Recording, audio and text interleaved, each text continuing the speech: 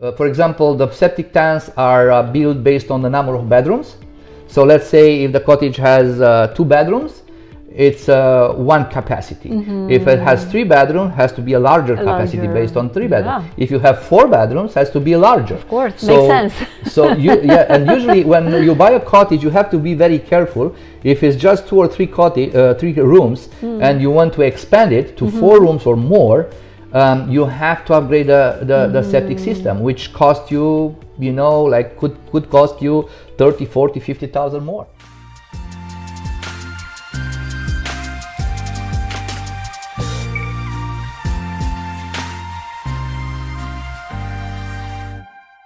From my experience, the holding tanks, they are used usually on the properties that they don't have enough space to build a septic system. So there are so many properties on the lake in a very narrow lots that based on the city bylaws, that the septic has to be a minimum, 16, 15 feet from the house, from everybody's fence.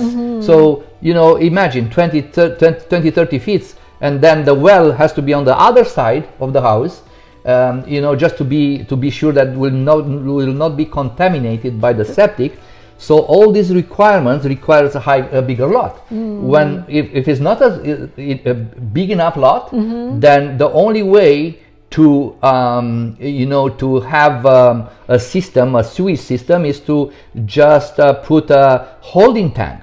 A holding tank, it's with no outlet, like it's a tank. It's one container, and then it's collecting everything. So, but that one in the long term will be much more much more maintenance. So it will be much costly. Why? Because that holding tank, if you rent it, in a normal basis, day to day, you have to empty that tank between 1 week and 4 weeks. Oh my God! Oh. So imagine to pay a company to come, let's say $100, $200 for each, to empty your tank every 1 week or every 1 month.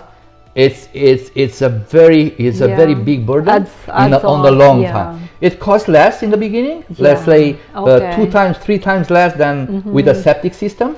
Okay. But the beauty to have a septic system, if you have, as I said, enough space, is that in the long term it costs you more when you did it, but then in the long term, it costs you much less because it's less maintenance. Yes.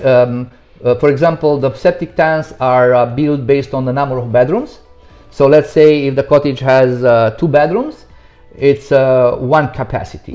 If it has 3 bedrooms, has to be a larger capacity based on 3 bedrooms. If you have 4 bedrooms, has to be larger. Of course, makes sense. So and usually when you buy a cottage, you have to be very careful. If it's just 2 or 3 3 rooms, and you want to expand it to 4 rooms or more, you have to upgrade the septic system, which cost you, like could cost you 30, 40, 50,000 more. Oh wow! So it's not an easy, and depending on the geography of the land, if it's a flat land, no rocks, and can be installed very easily, then cost less.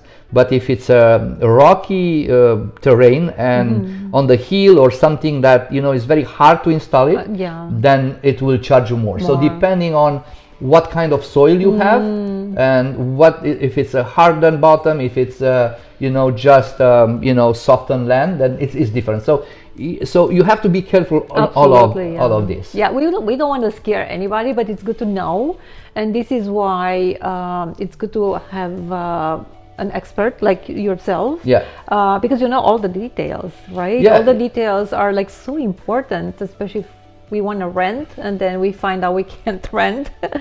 That we don't want surprises like this. So when you have a septic system, you have to be very careful when you have guests. Let's say you're using Airbnb, they don't have to use a certain type of paper towel and to throw it in the toilet, because some kind of paper towel, they can clog the system, and then you have a backup, like a suit, like it will be it will be awful to something like that happens. So especially in the summertime, educate. Yes, you have to educate the potential tenants. Yeah. For example, to don't use Kirkland, paper towel really? from Costco. That one, I learned from a home inspector who did the inspection of my cottage. I say don't even put a Kirkland, paper towel on your cottage, because the tenants will use it and they can, because that one for some reasons. It's very hard for the sewage system, for the septic, and you can have big problems. Oh wow! So you have to be very careful with the septic systems, and I wouldn't even guess, to be honest. Yeah, and not to exceed that. Let's say the capacity, let's say 6 persons. For example, my cottage that I purchased is maximum 6 persons. So you have to put an advertising on that says no more 6 persons, because if you let's say if you have 8 or 10, and then they stay for a week there, you can have big bad surprises. And happens to me, for which reason I know so well, because even the house that I live in day to day has a septic system. It's a little bit outside of the city. And I have a septic system, so you know how it works actually. I learned a lot from living with a septic.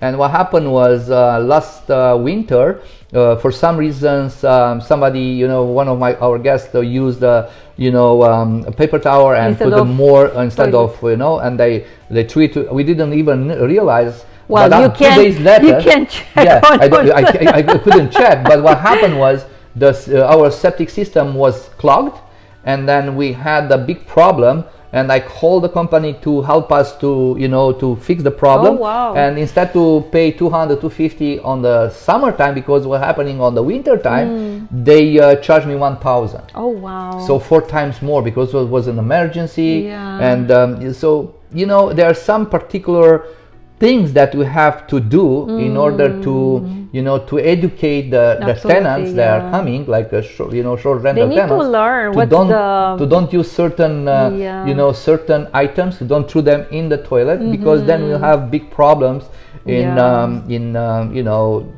the well-being of the cottage itself. And because I have a little bit of experience with the Airbnbs, whomever is renting, they can actually have a deposit. So if anything happens, like this situation, then you can actually take the money from the deposit, because you can actually prove. Yeah, this is a good thing with the Airbnb. It is, with a long term, you cannot take any deposit. You can even the key deposit or damage deposit. You cannot do it. So in some way, you are more protected in Airbnb. Even seems to be very very hard to do it, because if, let's say, you have taken consideration that somebody has to clean the unit after they stay for a couple of days, so that one costs you too. But you can add it to the nightly rent, and then rates, and then will be fine. Yeah.